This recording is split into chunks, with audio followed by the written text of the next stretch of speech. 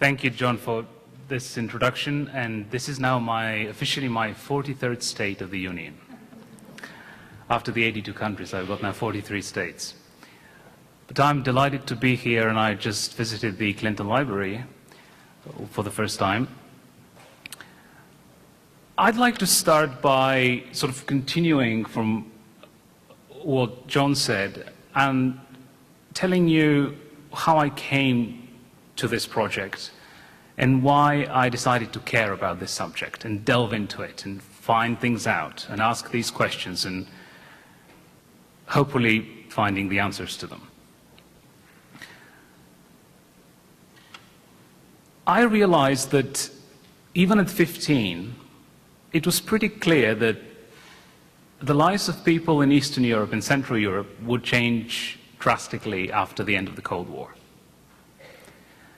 And now looking back on it, clearly almost nothing of what has happened to me would have happened otherwise. I would have not come to the United States, I would have not gone to Harvard, I would have not written for these newspapers, I would have not traveled with Hillary Clinton and Colin Powell and Condoleezza Rice and Madeleine Albright. But why am I saying all this? It's because this was a direct result of American diplomacy. The role American diplomacy played in ending the Cold War. At the time, I didn't realize it. I began having my first contacts with American diplomats at the embassy in Bulgaria when I was at the Bulgarian National Television News, and through my studies. But obviously, at that age, I wasn't fully aware of what this meant in a bigger context, in a bigger picture. So, after the Kennedy School, when I became the State Department correspondent for the Washington Times, I had my dream job, traveling with the Secretary of State around the world. Well, I remember when I was 10 watching on TV George Shultz going around the world and coming down the stairs of his plane and meeting with Edward Shevardnadze and signing all these treaties with the Soviets. But traveling with the Secretary of State, I realized provided only artificial glimpses into the life of the Foreign Service.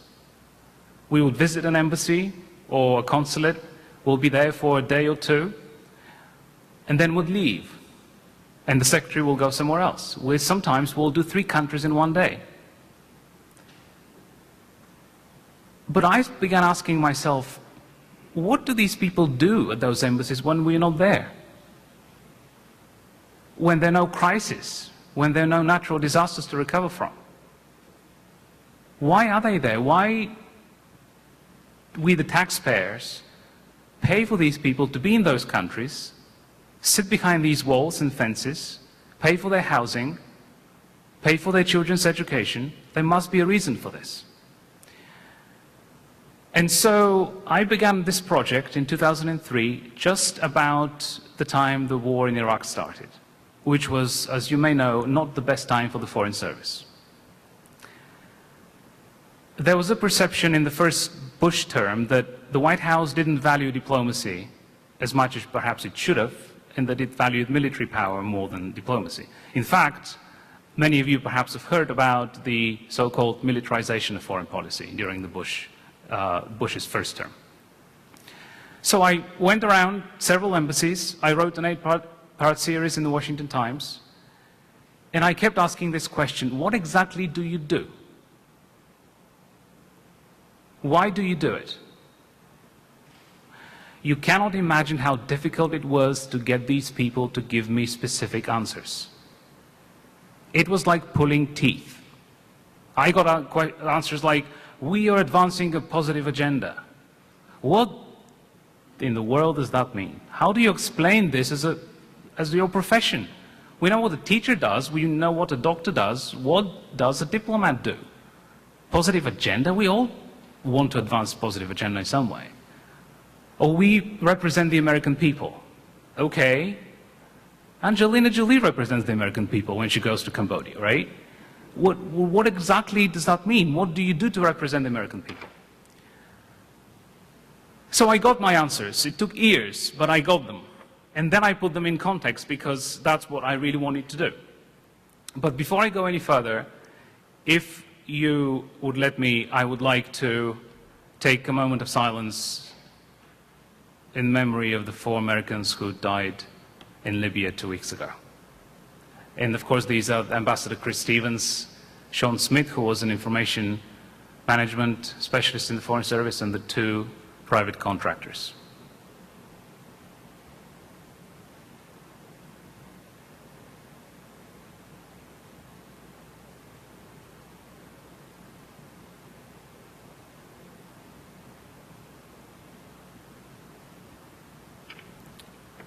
All right, thank you for this.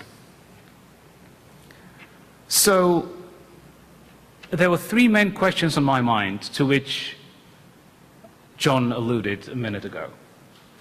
And the first one was this: why should we care?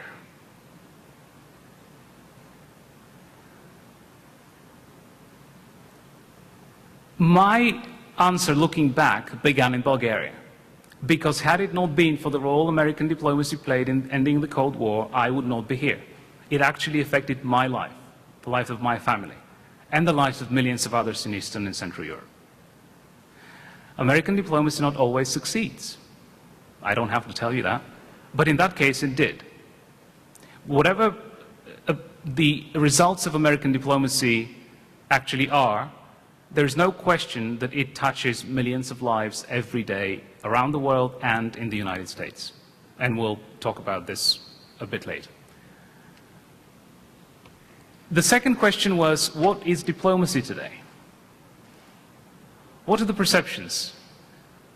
Most people think of diplomacy as what I call a stratosphere of officialdom that's not related to the lives of real people. These people in suits and ties, we see them on TV, we see them when we negotiate on Iran's nuclear weapons or North Korea's nuclear program, but they don't do that every day. Ambassador Stevens wasn't doing that when he was in Benghazi last year and wearing these boots in the mud and the dirt of Benghazi. He wasn't leading high-level negotiations. He was there on the ground getting his hands dirty. The issue with diplomacy is that many people think that it really is not a real profession, meaning anyone can do it. How difficult is it to do diplomacy? All you need to do is give a campaign contribution and you can be ambassador, right? Well, the perception that I found was that people seem to differentiate between other professions and diplomacy. For example, you won't let anyone who has never built a bridge or has been trained in building bridges to build a bridge, right? You won't let someone who's not a doctor operate on you. So why do we think that anyone can do diplomacy? But the duties in the Foreign Service have become so varied, so diverse, such a long list of those duties, as we'll see in a minute, that diplomacy needs to be redefined. It's not only about managing foreign relations anymore. It's not only about representing the United States. And the last question was, what do American diplomats actually do? I don't want to hear about representing the United States, about advancing agendas, about abstracts and unspecific things like that. I wanted to know exactly, they go to work, okay, 9 o'clock, what happens? They go into a meeting, what are they meeting about? Can they do something more useful in that time? How many people are in that embassy? Can we do with fewer people? Can they be sitting in Washington instead of in Uganda? So, as John mentioned, with these questions in mind, and of course many others, I went around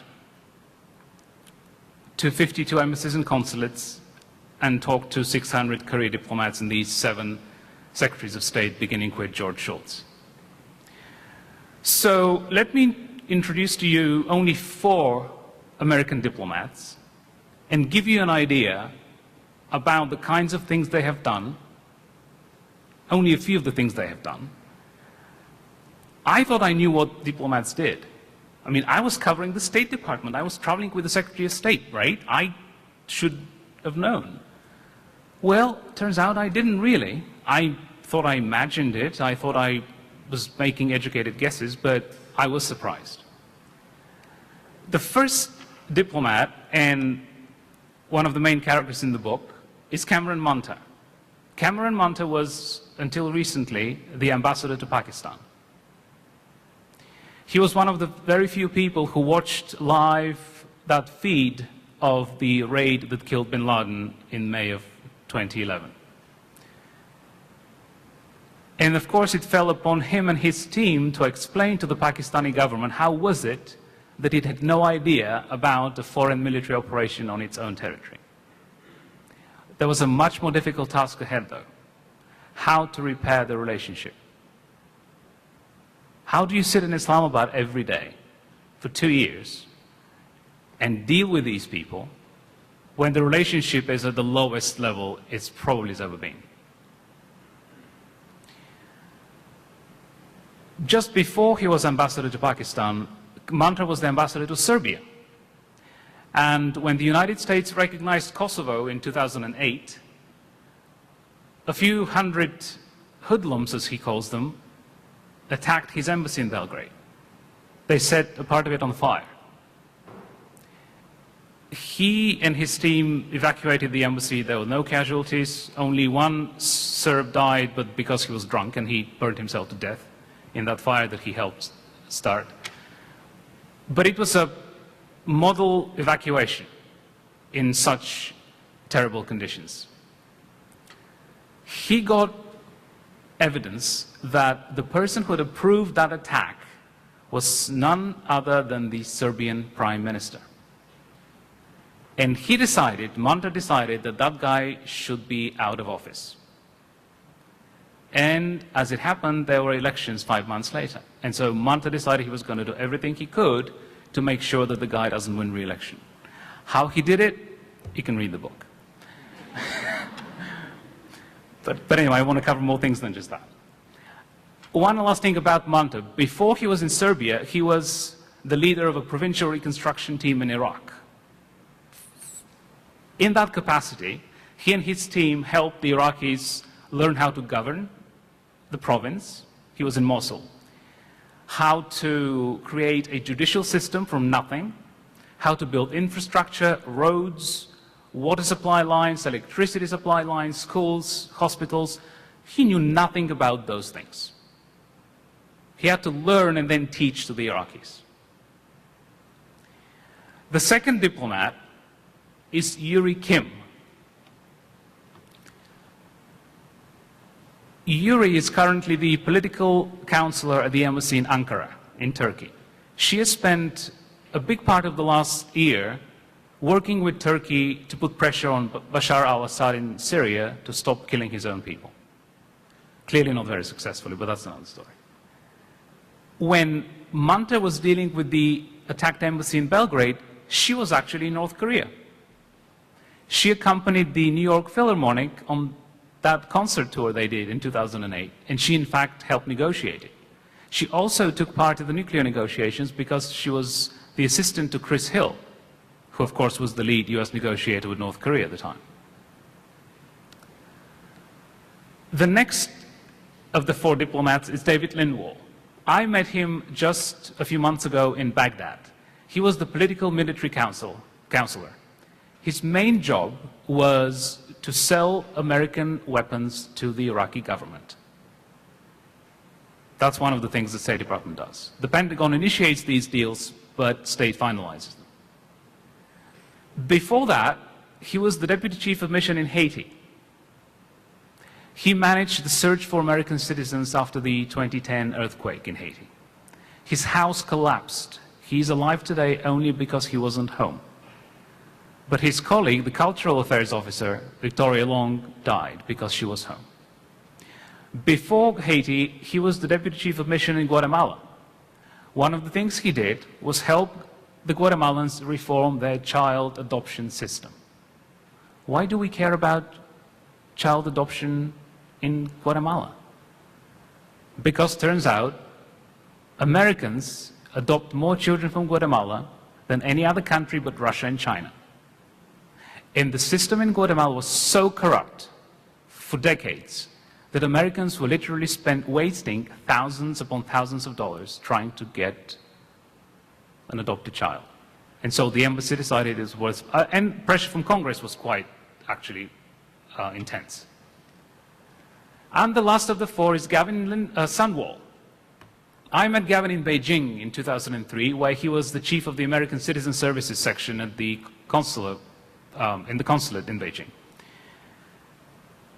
His first tour in the Foreign Service was in Panama, where he found himself one day in jail, sitting across from two satanist killers who were American citizens, and he was there to make sure they were receiving humane treatment. And the process that's internationally accepted in these cases was followed by the Panamanian authorities.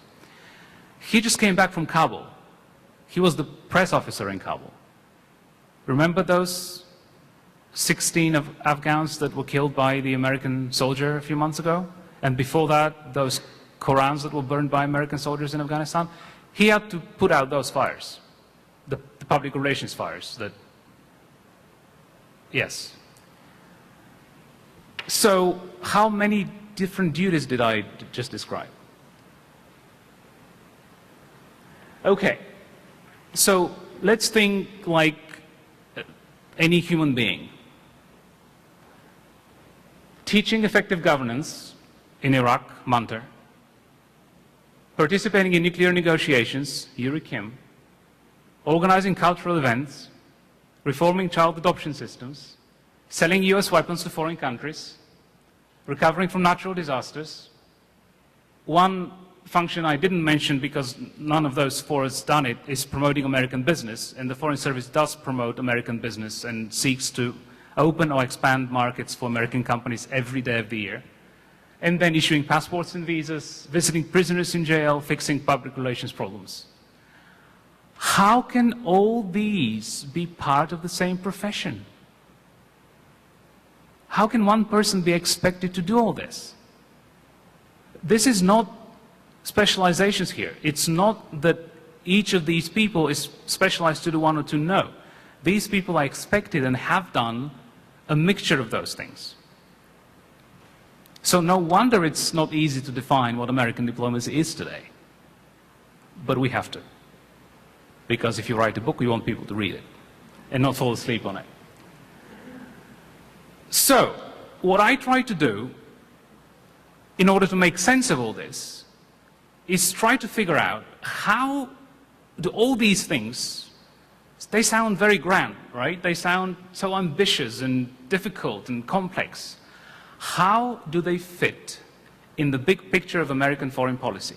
How are they linked to the national interest? Why are they happening? Why are those people doing these things? I went to the document that defines the national interest, and that's the National Security Strategy.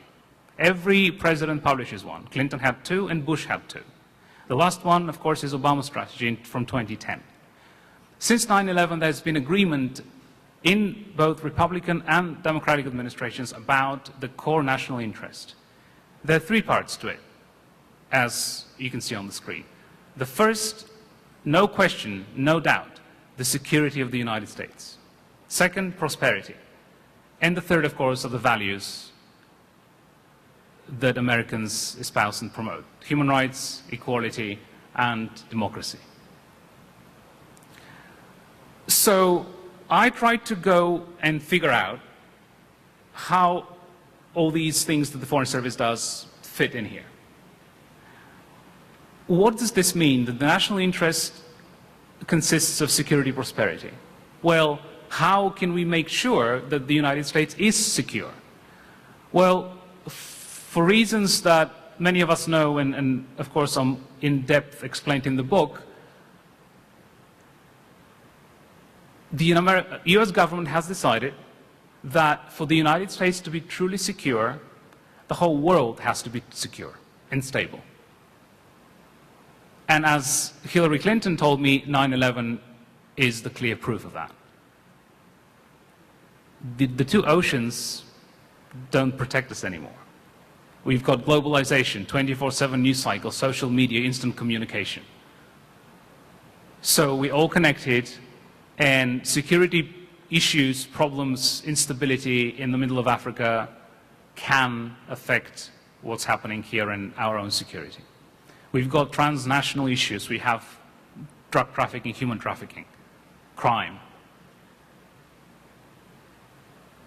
The same logic applies to prosperity. Because of open markets, because of trade, the US government has decided that for us to be truly prosperous, as much of the world as possible must be prosperous. Now, that's a dream, all right?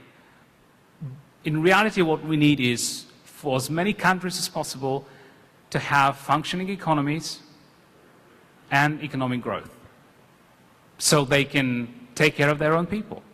They can provide basic services and economic opportunity to their people, so they don't turn to terrorism, violence, or other activities that can harm not only their own country, but the whole region, and of course, the United States. How do you do this? How do you make sure the world is secure and prosperous? How does the Foreign Service ensure through its work every day that indeed we live to the day when the world will be secure and prosperous? Sounds very grand, right? Sounds like an impossible mission. Well, in the National Security Strategy, the White House says that this is the world we seek. That's the world that is more secure and prosperous than it is today, so the United States can be secure and prosperous. So it may be the world we seek, and Condoleezza Rice used to call it transformational diplomacy. How do you get to that point? How do you, in essence, transform other societies to make them stable and economically viable? But the strategy also recognizes the world as it is.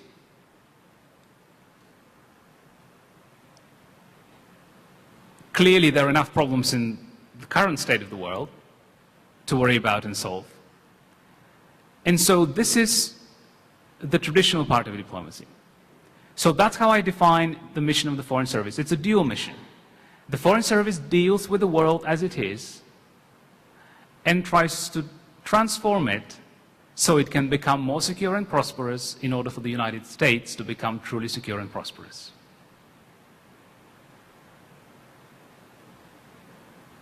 You, I'm sure, know more about traditional diplomacy or classic diplomacy than transformational diplomacy.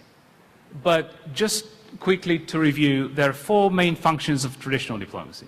The first one is managing foreign relations, which is most of what you see on TV and in the news.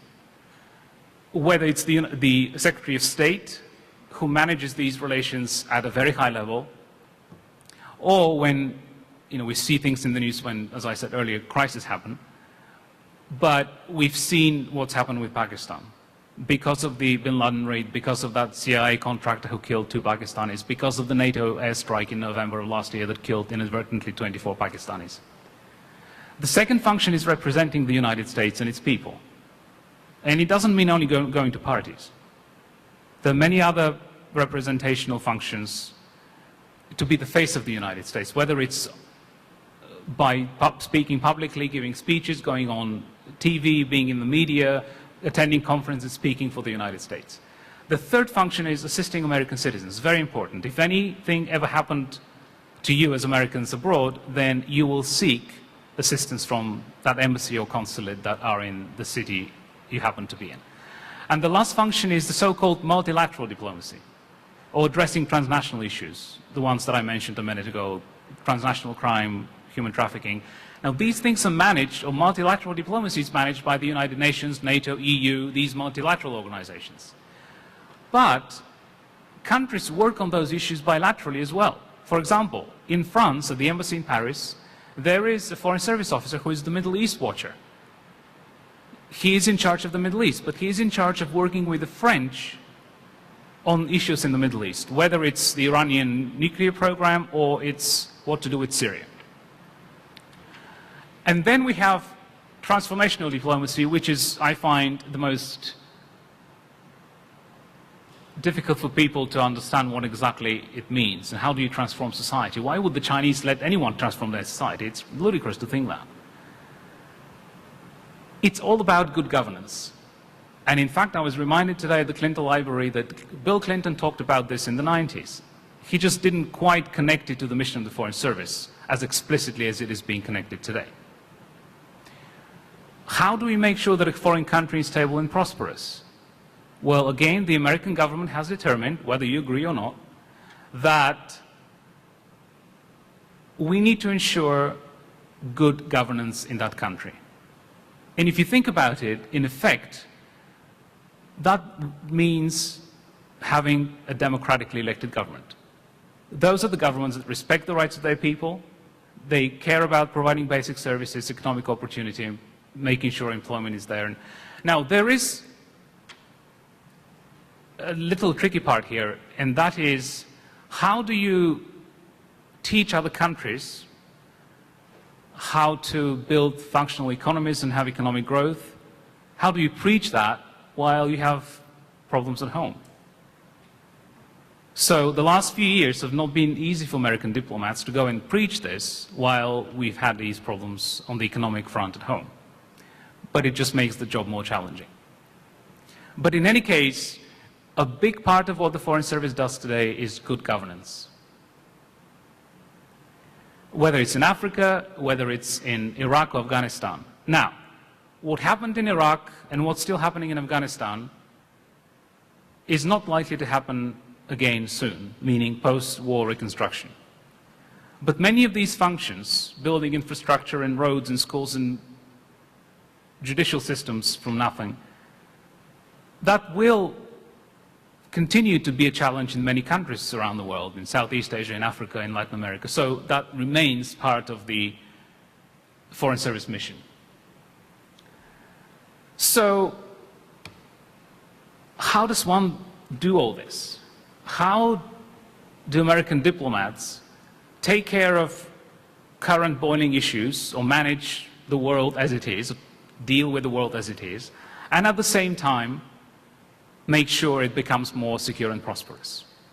In other words, the biggest difficulty here is how to reconcile short-term goals of American foreign policy with long-term goals. And there's no better example today than Pakistan. The long-term goal in Pakistan is a stable Pakistan, stable Afghanistan, and stable India, because they got nukes. Well, the short-term goal is there are American troops in Afghanistan across the border. And there are all these al-Qaeda militants in the border areas with Afghanistan, and we have drone strikes from time to time. And those drone strikes kill civilians, including women and children. That clearly is not good for the long-term strategy of the United States, but it happens. And that's why those diplomats stationed there have to deal with it. The logical question when you have such an ambitious mission is, do you have the resources to actually accomplish it? So let's see what we have. The budget for 2011 of the State Department and all international programs, including foreign aid, was $53 billion. The largest in history. We have never had a larger budget for foreign affairs. The same goes to the numbers of the Foreign Service members. There are about 13,000 today. 8,000 are the diplomats, or the Foreign Service officers. They're also called generalists. I know it sounds peculiar to call them generalists, but they call that because they expect to do everything. Then we have the Foreign Service specialists. Sean Smith, who died in Libya 2 weeks ago, was a Foreign Service specialist as an information management person. These people are not diplomats per se, but they also are part of the Foreign Service. So we've got 5,000 of those. So 8,000 Foreign Service officers and about 5,000 specialists. Let's look at the military. Last year's budget was actually $646 billion for the military. And the active service members are 1.4 million. I'm not saying they should be equal. I'm not saying anything. I'm just showing you the facts.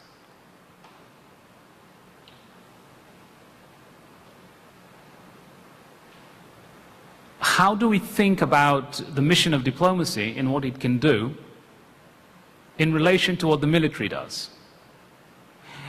If you talk to some of the highest ranking military commanders of this country, and some of the highest-ranking civilian chiefs at the Pentagon, including Bob Gates, they will tell you that they would give part of their budget to the State Department, provided it's used wisely. Still way to go, and Hillary Clinton's ambition was actually to increase the budget of the State Department and the size of the Foreign Service even further, but she wasn't able to do it. Still, she did quite a lot. She aimed for 25% increase in the Foreign Service, she got 17. Still better than any other Secretary of State.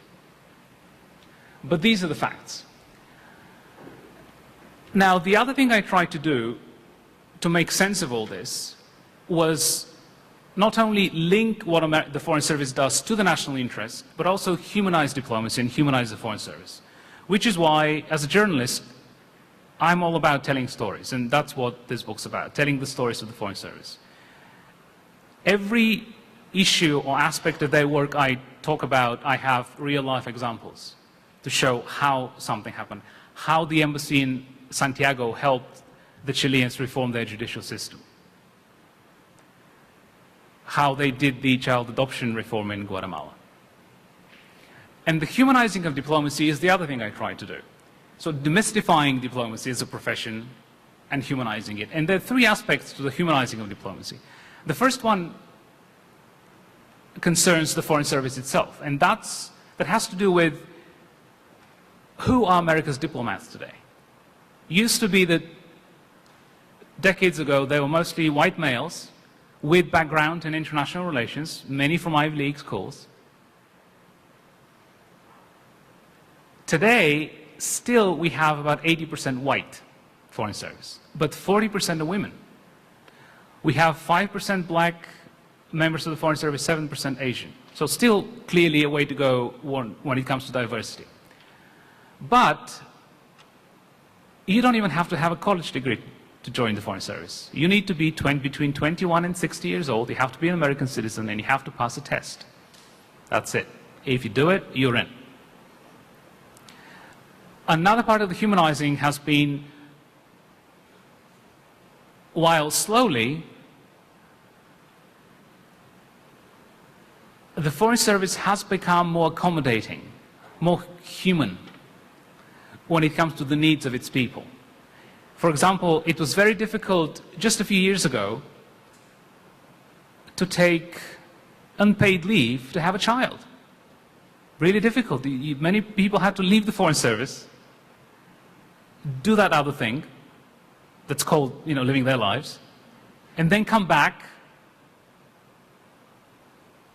Sometimes there have been extremes, people had to actually reapply, but that's another story. Now, no longer happens. But in any case, the Foreign Service has become more accommodating when it comes also to spousal employment. What do you think these people do when your spouse is a diplomat?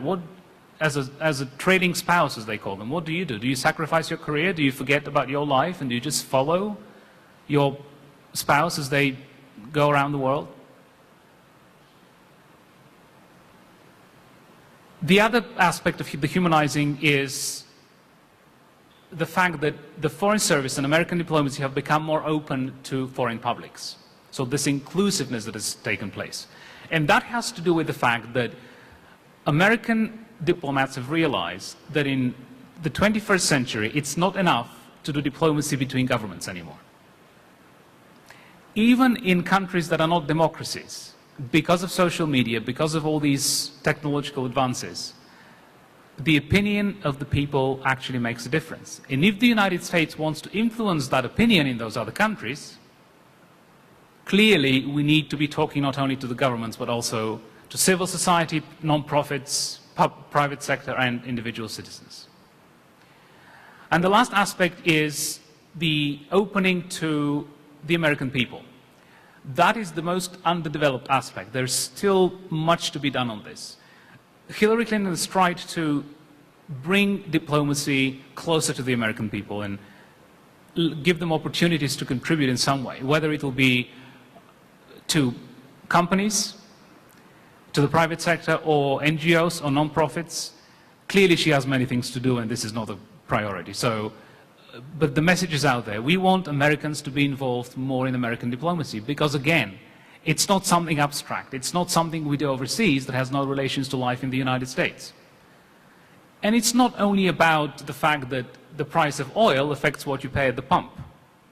And that has, of course, a lot to do with developments in the Middle East. It's not only that. It's also the fact that perhaps a company based in your state has outsourced a lot of its work to India or China that affected employment in your own state. Perhaps it's the fact that an American company in Turkey has to pay tons of money on tariffs and other artificially imposed duties or taxes to that government in that other country. And if the American embassy deftly manages to persuade that other government to either lower or drop these import duties or taxes completely, that will of course have an impact on the bottom line of that company. Perhaps that will lead to them hiring more people in the United States. What happens to farmers in other countries has an impact on the work of American farmers. American farmers sell a lot of stuff to foreign countries. So it's all related, and not only does American diplomacy affect lives in other countries, but it does also touch people in the United States. So, there are two other things I'd like to leave you with before we go to questions. And these are now the hard questions. I really made an effort to be objective. I'm not partisan, I'm not political. I have no agenda of my own. I don't want to be in the Foreign Service. I have no relatives who are or will be in the Foreign Service. I am not trying to glamorize it or speak ill of it or denigrate it. I'm here just to tell the Foreign Service's story, but also to get all of us thinking about the future of diplomacy and the future of the Foreign Service to handle all these very complex issues around the world. So the first of these two things I want to leave you with is what I call the Foreign Service's identity crisis, which sort of began after the end of the Cold War, but really it was full-blown after 9/11, and particularly with the Iraq War. And what I mean by this is that these people came into the Foreign Service thinking they were going to do certain things. Right? They had their own ideas about diplomacy. They didn't know that, as one of the people in the book said, they would have to go and talk to village elders in Iraq about digging wells.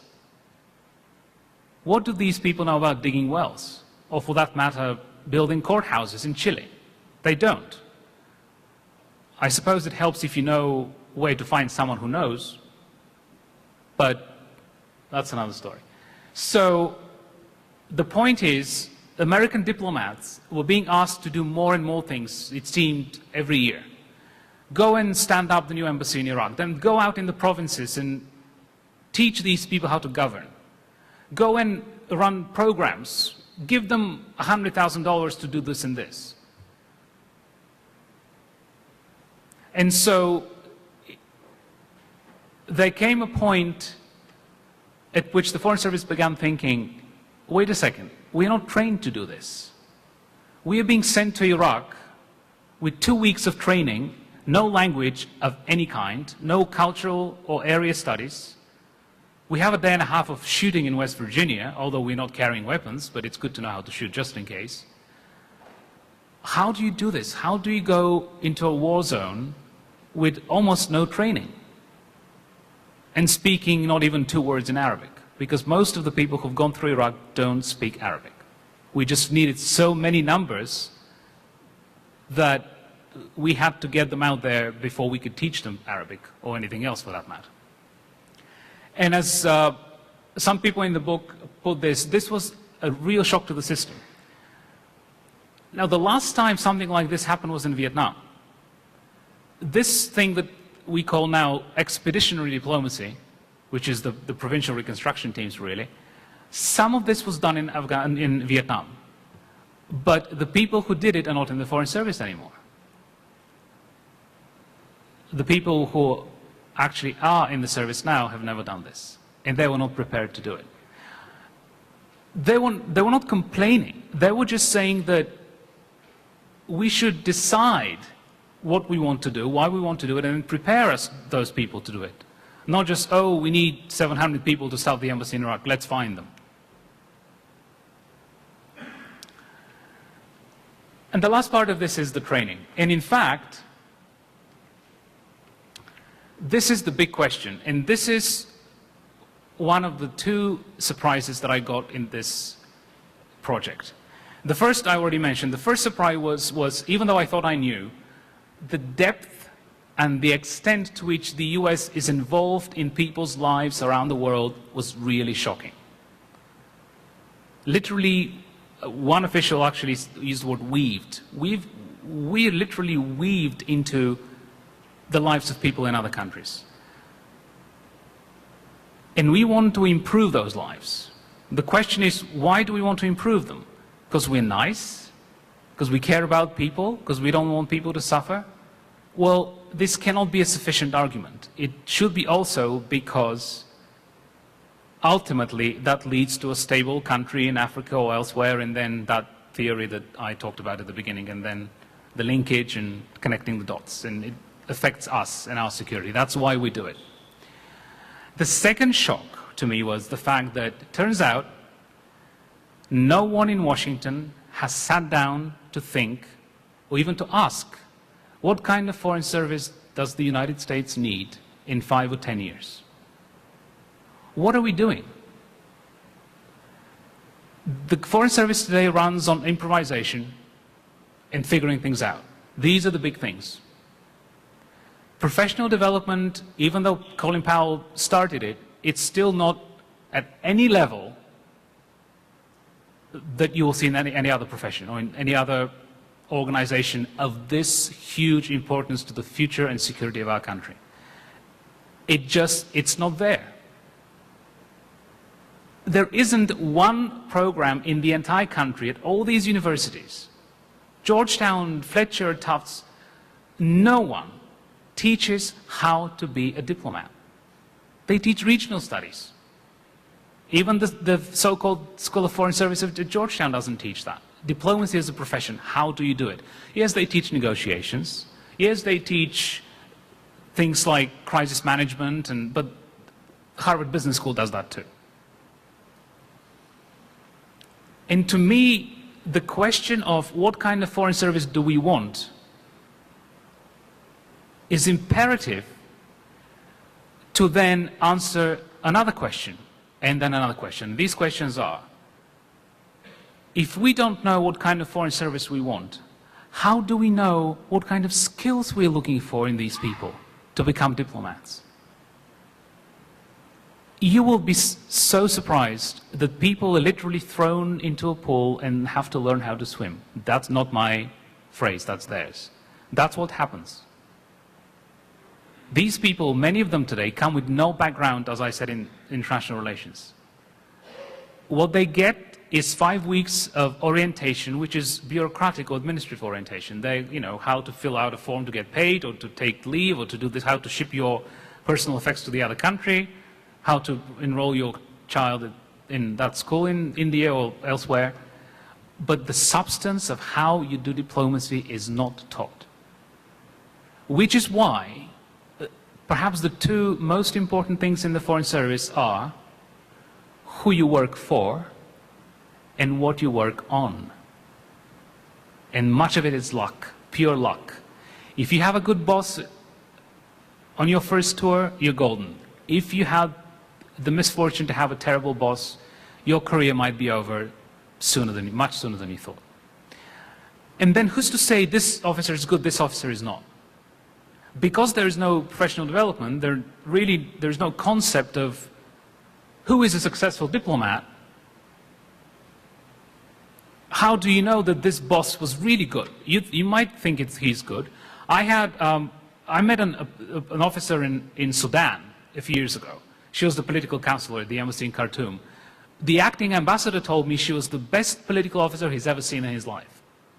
2 weeks ago, I was in Beijing. Turns out the deputy chief of mission in Beijing knows the same officer in Sudan. He said she was the worst he's ever seen. we're talking about the same woman. What kind of criteria do these people have when they determine that? And so then, if you don't know what kind of foreign service you want, if you don't know what kind of skills you're looking for, how do you know how to recruit people? And then how do you train them? This is not my criticism. This is coming from the inside.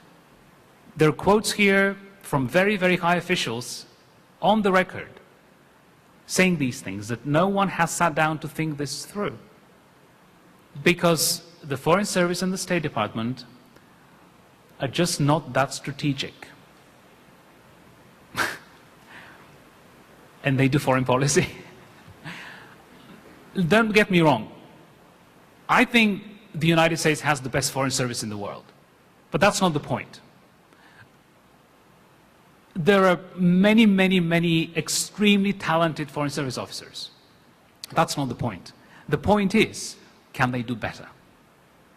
The point is, this officer who is brilliant is in this job, but is he really in the right place? And this has to do with actually assignments and placement. The ambassador to this country is this person, but would he have been better in another country? And in fact, the system of appointing career ambassadors doesn't work well, and in fact, the Deputy Secretary of State, the number 2 after Hillary Clinton at the State Department, admits that. He says we do assign embassies in the opposite way of what we should be doing. We say, oh, Kazakhstan's opening up. Who should we send to Kazakhstan? No. You take a step back and say, who are the up-and-coming officers who one day we want to be ambassadors in important countries, who first need to go to countries that are probably not that important, and then assign those posts. We don't do that. So I do see in the Foreign Service a desire to actually find answers to these questions. But the large majority of people are content with the status quo, which is why one of the things I'm trying to do, I've started a program which I hope will grow into this Center on the Practice of Diplomacy. I want to start focusing public attention on exactly what kind of foreign service we should have. And this has not much to do with what happened in Libya, because intelligence is not the Foreign Service's responsibility. That's other agency's responsibility. So I don't think that it was the Foreign Service's failure that we didn't know that the consulate in Benghazi was going to be attacked. There are many, many other things, some of which I have mentioned. It just fulfilling that mission, making the world more stable and prosperous, is a huge, huge task. And doing it ad hoc, improvising, without a systematic strategic plan or framework, will not be as successful. I'm not saying it won't be successful. I'm saying it won't be as successful and effective as it would be if you had that focused strategic plan or framework. So we have an excellent foreign service. There's no question about this. American diplomats are way ahead of their colleagues in other countries in terms of redefining diplomacy. Most countries still practice diplomacy as it was 30 years ago. So clearly the US has an advantage, but it's because of the mission. No other country has this mission. No other country has the resources to do it. But for me, the bottom line is this: $53 billion is not a lot of money compared to 600 billion, right? But it still is a lot of money. According to the IMF, there are more than 100 countries whose GDP is less than $53 billion a year. 100 countries. So, shouldn't we know what the money is being spent on? Could it be spent better?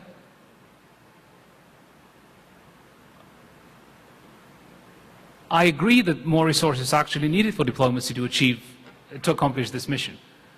But one of the things, as I mentioned at the beginning, that the State Department doesn't do well is explaining what it does and why it does it. And when you go to Capitol Hill, you ask for more money for a program, that's what they ask these people on the Hill. What's the money for? Why do you really need it? What exactly are you going to do with the money, and how are you going to be accountable for it? A few months ago, there is a program called the Middle East Partnership Initiative. State went to the Hill and asked for money for a part of that program. I think it was at least $1 million. Both the Republican and Democratic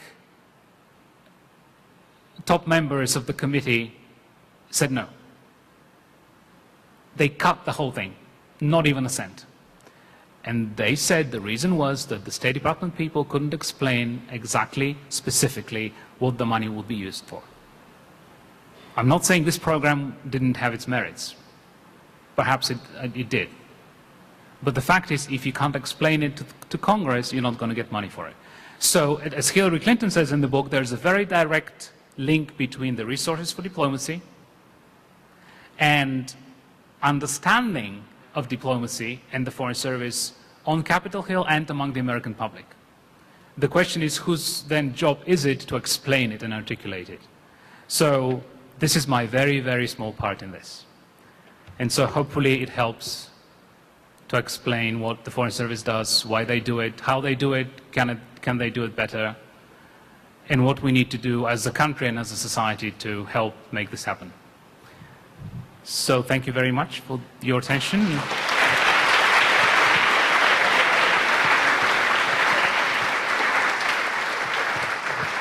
We do have time for just one or two quick questions. In the back, seated.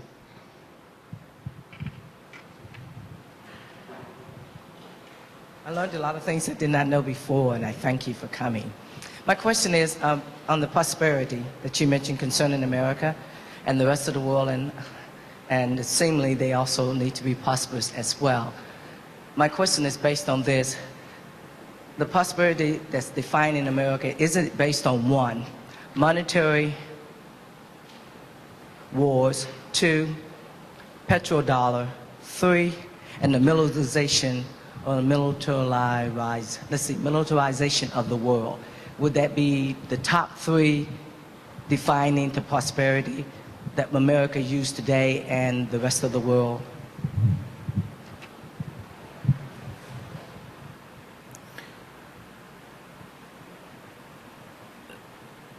The link between defense spending and what some people argue is an underlying American interest in,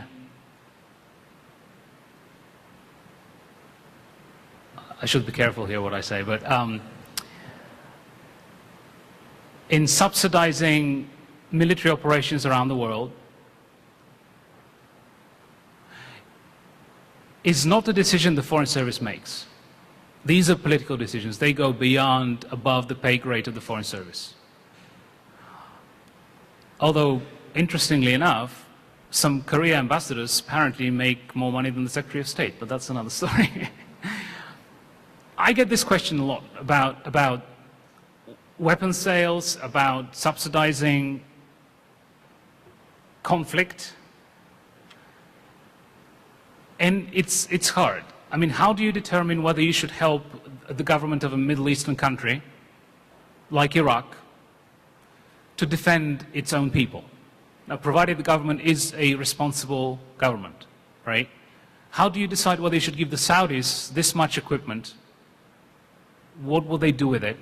How do you then balance and leverage your human rights concerns?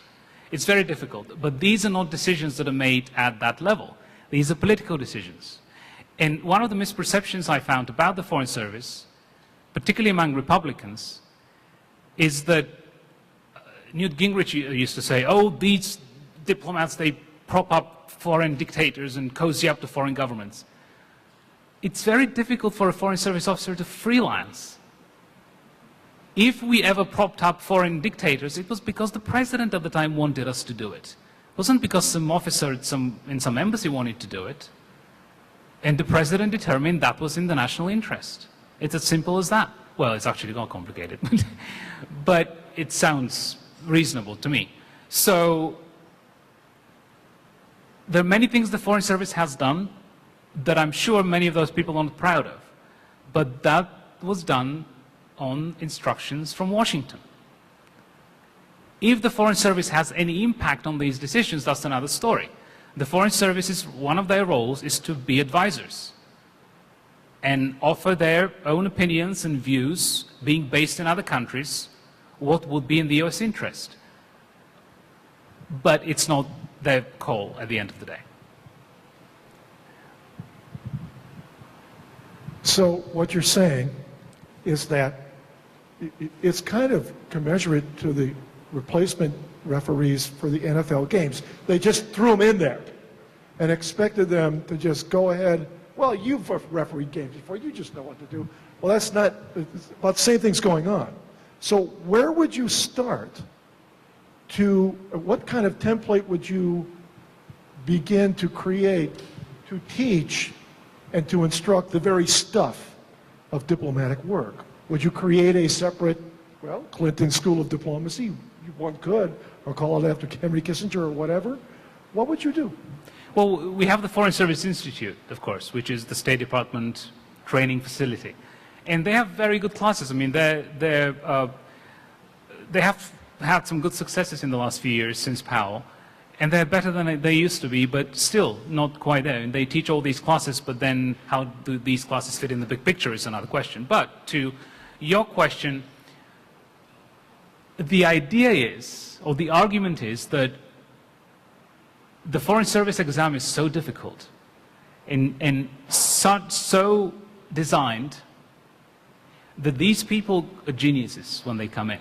And they should be able to do all these things, right? Now, what's the alternative to having this diverse pool of people, doctors, architects, poets, art directors, military people? There was, in the book, there's a guy who came into the Foreign Service having been a parole officer on Staten Island. Parole officer. Find me another Foreign Service that has a parole officer in it, right? But what's the alternative? It's to have specialists, right? To say, okay, we're going to have, we'll give public diplomacy to former journalists and PR people. We'll give political jobs to, or political affairs jobs to think tank people or to analysts or academic people. Well, the problem with that is that you don't quite know when you might need a certain specialty and for how long. Meaning something might happen in Morocco tomorrow or in Sudan next week, right? And you might need people who know about diamonds or terrorism or counterterrorism. How many do you need to keep at any given time? And so that's difficult. I would start from the fact that the Foreign Service operates today on the basis of the Foreign Service Act of 1980.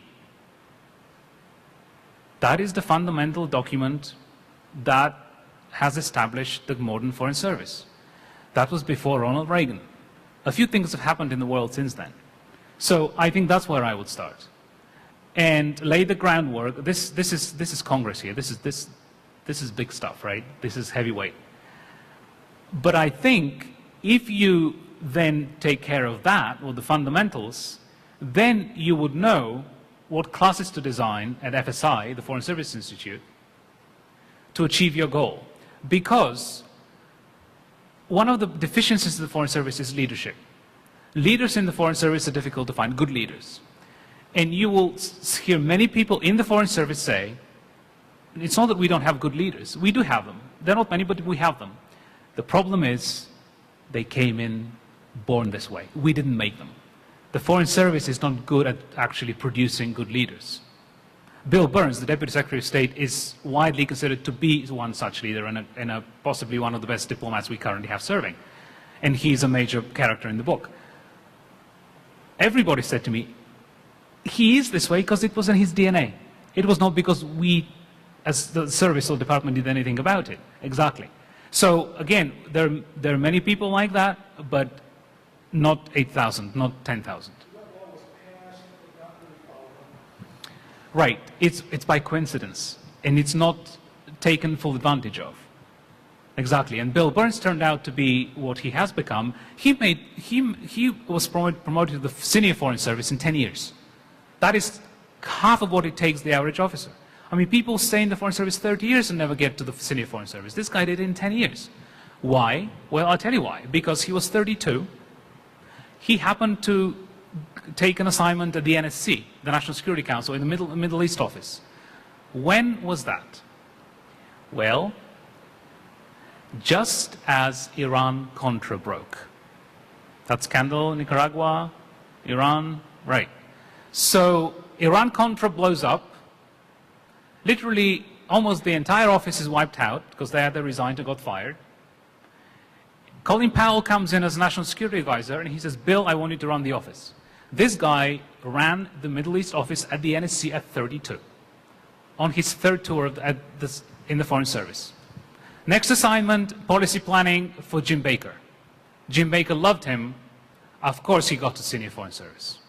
Jim Baker is actually quoted in the book talking about Bill Burns. But yeah, you're right. My issue is really that most people don't think there needs to be a change. They think, oh no, it's fine. We'll just, we'll fix it here and there. But they don't think there's a need for fundamental sort of sweeping change. So bureaucratically, it will be very difficult to do from inside. Politically, it's difficult too, because if you are the Secretary of State and you come in for 4 years, right? Nobody knows they're going to be in for 8 years. So you come in and you say, I'm the Secretary of State, and I have 4 years, and the world is a mess. I'm not going to waste my capital and my time trying to reform the Foreign Service because there are all these other problems in the world. Not only that, the most important problem here is that this job, the Secretary of State job, unlike any other cabinet position in Washington, is really 3 jobs in one. Because the Secretary of State is, first of all, the CEO of the State Department, which every other secretary is, but she's also the chief diplomat. She's the the COO, right? And she's also the President's chief foreign policy advisor. These are literally 3 jobs in one. How do you also have time to reform the Foreign Service? Even a Hillary Clinton couldn't do it. I mean, she did a lot of things. Hillary Clinton changed things or began changes that will probably stick. But again, that wasn't a sweeping reform. So politically difficult and bureaucratically difficult. So, and my little book here is going to do anything, right? We have time for one more question. Yes, ma'am. Does the Foreign Service have any input as to the President or the Congress reacting to a situation such as Sudan? We didn't go in there, and those lost boys had a horrible problem. So I want to know who decides what the President will pay attention to. The Foreign Service's role is advisory. The Foreign Service has senior officers at State and at the White House. They're always detailed Foreign Service officer at the NSC. They have access to the President. They have access to the National Security Advisor, clearly to the Secretary of State. So their role is advisory. You actually touch on another problem, which is that preparing the Foreign Service for that, exactly for that policy advisory role. One of the weaknesses of the Foreign Service, not my words, words of very senior career ambassadors who've been in the service for 30 years. The people who are good policy advisors, again, like leadership, they were good because either they learned watching others do it, or they came with something innate that made them good at that. So that's another criticism that I heard from the inside, that the Foreign Service should be better at producing good policy advisors. So then you can go to the President or go to the Secretary of State and say, not only agree with them, because you know why the wind's blowing in Washington, you won't agree with your boss, but say, no, I've spent this many years in that country, I think it's better to do this another way. Now, if the President decides otherwise anyway, you have to follow. You have to implement. That's your job as a civil servant. But the impact the Foreign Service has on decisions is, mildly put, murky, meaning they don't like to talk about it much because they don't want to come out as disloyal,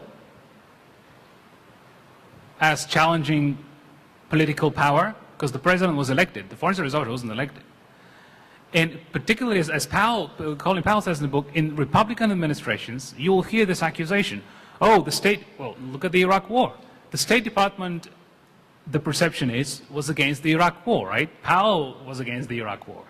As a result, the State Department was marginalized. And so post-war reconstruction at the beginning was given to the Pentagon. And then Condoleezza Rice came and took it back. But so they have to be careful about that. They don't want any leaks suggesting that the Foreign Service was against the president's policy. But on the issue of being good policy advisors,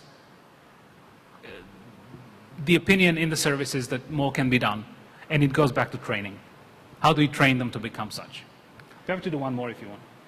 Oh, I think we're good on the time, but you did want to say something about the books. Oh, yes, the snafu. So 2 weeks ago, when the book was available to be ordered, we ordered books, and they were supposed to be delivered yesterday. But they weren't. They will be delivered tomorrow, and I'll be in Miami or some other place. So the funny thing is that the books that were ordered from Miami and San Francisco for later this week arrived there last week. And so I had the same problem in Seattle last night. So what we did, if you are interested in buying a book, it will be cheaper to purchase one here because no sales tax or shipping. So what we can do, I have this very new fancy modern mobile payment system that takes credit cards on my iPad. So either cash or credit cards, we can purchase a book tonight, and then tomorrow morning I'll have my assistant from Washington send you a copy to you, personally, not a bulk thing, just everybody who wants to do that, then you would give me your address and tomorrow morning we'll send you a book. So as an option, you don't have to, you can go to Amazon, but And if you wanted it signed, he'll sign it when he gets back to D.C. and send it to you. right, and if any of you want to do that, then we will Have the do fake this at book this table signing. right here. And right, I realize it's not ideal, but as an option, I'm offering it. Please don't feel obligated to do anything. So, well, thank you very much again. This was very enjoyable.